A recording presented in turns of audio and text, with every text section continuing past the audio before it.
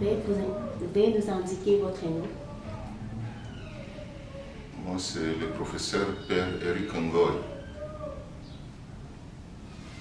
Pouvez-vous nous dire ce que vous connaissez sur la création de l'université Maria Malkia?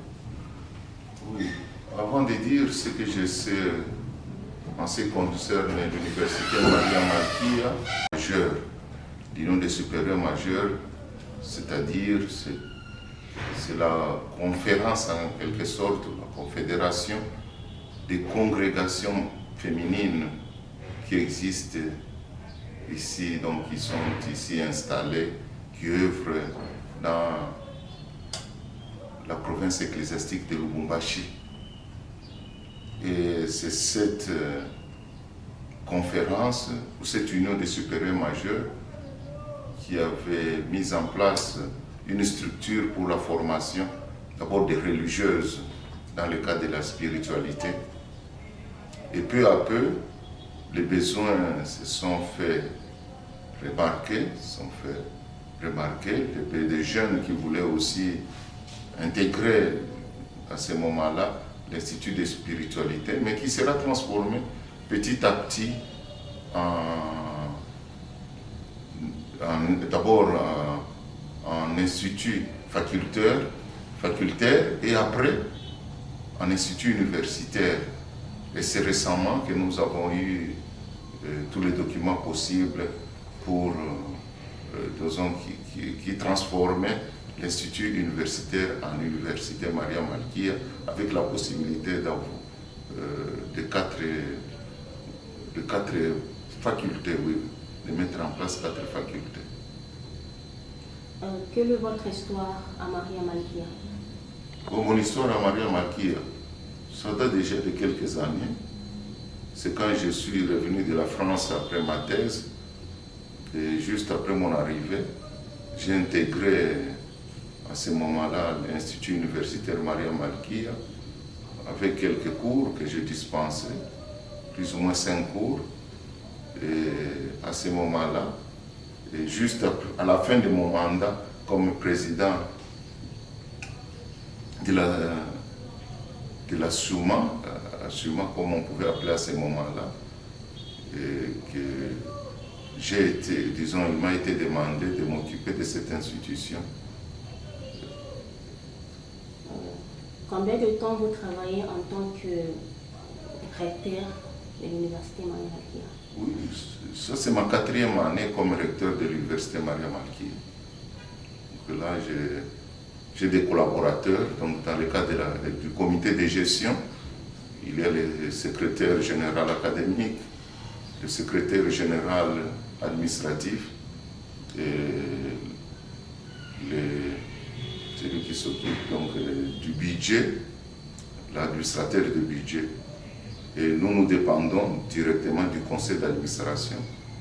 Et je voudrais souligner que depuis déjà plus d'une année, comme il y avait à l'époque 2 associations qui existaient parallèlement, donc l'association ou l'union des supérieurs majeurs qui concernait les religieuses et la SUMA, donc l'association des supérieurs majeurs qui concernait les hommes. Il y a eu fusion des deux, donc c'est le président du conseil et le président de la COSUMA, donc la conférence des supérieurs majeurs, qui préside le conseil d'administration. Quelles sont les grandes transformations qu'a connues Malkia? D'ailleurs, je venais de le dire avant moi. Vous voyez, il y a eu passage de l'Institut de spiritualité à l'Institut facultaire. Et à ce moment-là, il y a eu une transformation dans le cadre qu'il y a eu ajout d'une autre faculté, c'était les sciences informatiques. Et récemment, c'était les sciences économiques. Et l'entrée aussi de l'université Maria Malkia dans le système LMD. Vous voyez, là, il y a moyen d'enseigner autrement et aussi même d'évaluer autrement. Donc il y a quand même une transformation dans ce cadre-là, que ce soit de l'ordre des enseignements ou en ce qui concerne tout ce qui est pédagogique. Et puis, en dehors de cela, d'autres transformations, c'est comme je venais de le dire, non seulement au niveau de la dénomination, puisque quand on devient une université, il y a quand même un changement qui doit s'opérer. Et c'est ce changement-là que nous sommes en train de vivre de plus en plus. Donc, nous venons de connaître ce changement sous mon mandat.